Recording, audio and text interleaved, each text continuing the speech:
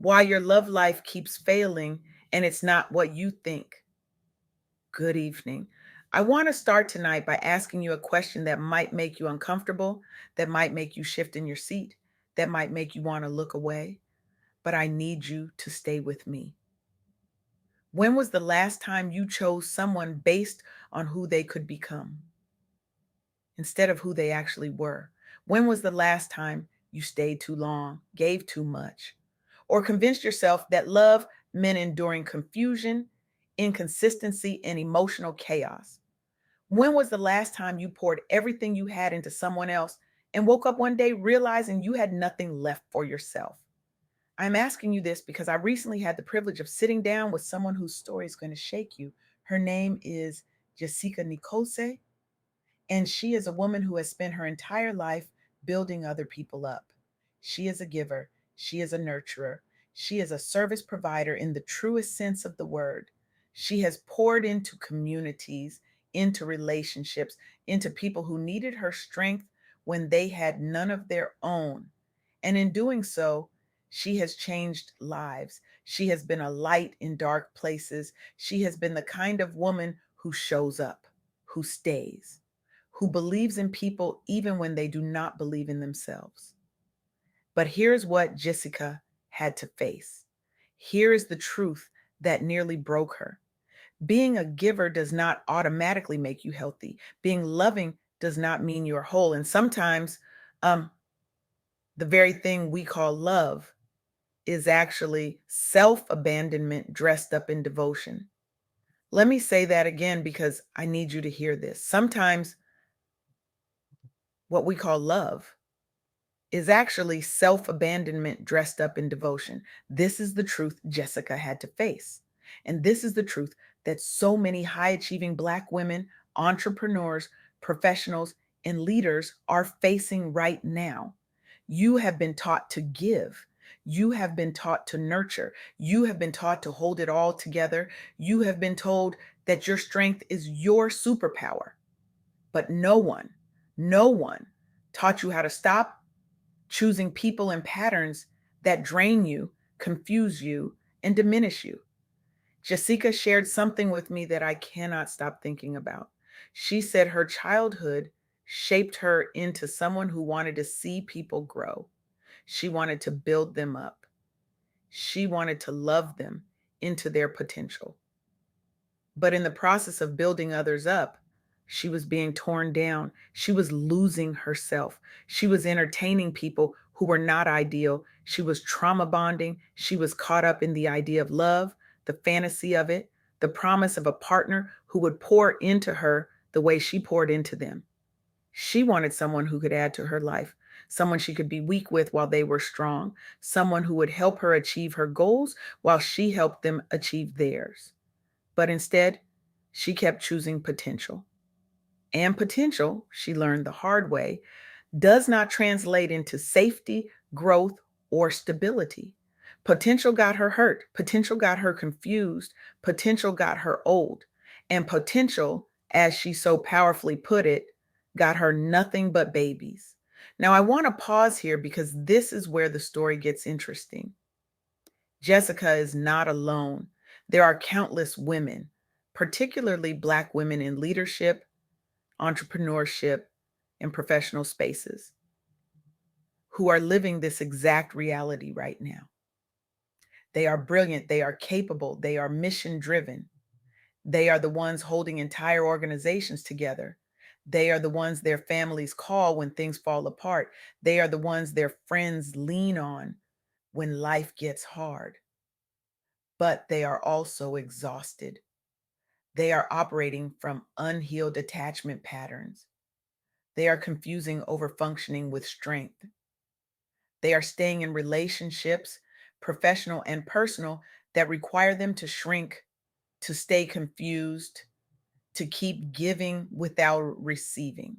And they are doing it because somewhere along the way, they were taught that this is what love looks like, that this is what strength looks like, that this is what being a good woman looks like. And here is the thing, this is not just about romantic relationships. This is about how we lead. This is about how we build. This is about how we show up in the world. This is about the systems we create, the teams we manage, the businesses we run, because unhealed leaders create unhealthy systems. Unhealed leaders attract chaos. Unhealed leaders burn out. And when they burn out, everyone around them suffers. So let me share with you three insights that emerged from my conversation with Jesika. Three insights that I believe are essential for anyone who is ready to stop surviving and start thriving. Three insights that will challenge everything you thought you knew about love, leadership, and what it means to be strong. The first insight is this: healing is a leadership skill. You cannot sustainably build, lead, or serve while operating from unhealed attachment patterns or constant self sacrifice. You just cannot. And yet, so many of us try. We tell ourselves that we will heal later, that we will rest when the work is done, that we will take care of ourselves once everyone else is okay. But the truth is, that day never comes. There is always another crisis. There is always another person who needs us. There is always another fire to put out. And in the meantime, we are running on empty. We are making decisions from a place of woundedness instead of wholeness. We are attracting people and situations that mirror our unhealed parts back to us. And we wonder why nothing ever changes. We wonder why we keep ending up in the same painful cycles over and over again. There is a powerful story that speaks directly to this. It is the story of a woman who stayed in a damaging relationship for years, hoping things would improve. She was emotionally attached to harmful patterns. She was grieving the fantasy of who this person could be. And she kept staying and kept trying, kept believing that if she just loved hard enough, if she just gave enough, if she just held on long enough, things would get better. But they did not get better because the relationship was not rooted in mutual care. It was rooted in fantasy. It was rooted in potential. And potential, as we have already established, is not proof. The turning point came when she finally created distance, when she sought support, when she began to rebuild a clearer understanding of what safety and reciprocity actually look like. And that is when recovery began. That is when she started to reclaim self trust. That is when she started to set healthier boundaries. That is when she started to make clearer decisions in her relationships. This is not just personal work, this is professional work. This is leadership work. Because when you heal, you stop attracting dysfunction. You stop tolerating mediocrity. You stop confusing attachment with love, and you start building from a place of wholeness instead of woundedness. The second insight is this: potential is not proof. A person's promise, charm, or future possibility is not the same as consistency, accountability, or emotional safety. And yet, how many of us have stayed in situations, relationships, or partnerships because we believed in someone's potential? How many of us have ignored red flags because we saw what someone could be instead of accepting who they actually were? This is what happened to Jesika. She stayed in a bond that was damaging her year after year, hoping things would improve. She was in love with the idea of love. She was in love with potential. And potential, as she learned, is not proof. This lesson extends far beyond romantic relationships. It applies to business partnerships, it applies to friendships, it applies to the way we invest our time, our energy, and our resources. If someone is not showing up consistently, if they are not demonstrating accountability, if they are not creating emotional safety, then their potential is irrelevant. You cannot build a life on potential. You cannot build a business on potential. You cannot build a legacy on potential. You can only build on proof, on what is actually happening, on what someone is actually demonstrating, not on what they say they will do, not on who they promise to become, but on who they are showing up as right now, today, in this moment. And if who they are showing up as right now is inconsistent, unreliable, emotionally unavailable, or draining, then it does not matter how much potential they have. It does not matter how much you believe in them. It does not matter how much you love them, because potential without proof is just a fantasy, and you cannot build a real life on a fantasy. The third insight is this: reciprocity matters. Strong relationships, personal and professional, should add value both ways. They should not require you to shrink, overfunction, or stay in confusion to keep the connection alive. And yet, so many of us, particularly Black women, have been conditioned to believe that our value lies in how much we can give, how much we can endure, how much we can carry. There is a powerful truth that needs to be spoken here. Black women are often expected to carry others emotionally and professionally while receiving less support in return. They are praised for their strength. They are celebrated for their resilience. They are relied upon to hold everything together, but they are not always protected. They are not always supported. They are not always poured back into. And this matters because reciprocity is not selfish. Reciprocity is sacred. It is the foundation of healthy relationships. It is the foundation of sustainable leadership. And it is the foundation of a life that feels good, not just a life that looks good. When strong, mission led women prioritize healing without trauma bonding, something powerful happens. They move from autopilot into liberation. They move from conditioning into conscious choice. They move from reactivity into wholeness. The challenge is that so many of us are living on autopilot. We are repeating conditioned behaviors. We are confusing overfunctioning with strength. We are staying in situations that do not serve us because we have been taught that leaving means failure, that setting boundaries means being difficult, that prioritizing ourselves means being selfish. But intentional healing creates space for something different.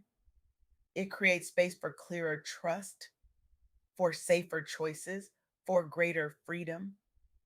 It creates space for a stronger sense of liberation, self awareness, and the ability to lead from wholeness rather than woundedness. This is what Jesika is learning. This is what so many of us are learning, that healing is not about becoming less loving. It is about learning to love without choosing people or patterns that drain, confuse, or diminish us. It is about moving from conditioning to conscious choice. It is about leading from wholeness instead of woundedness.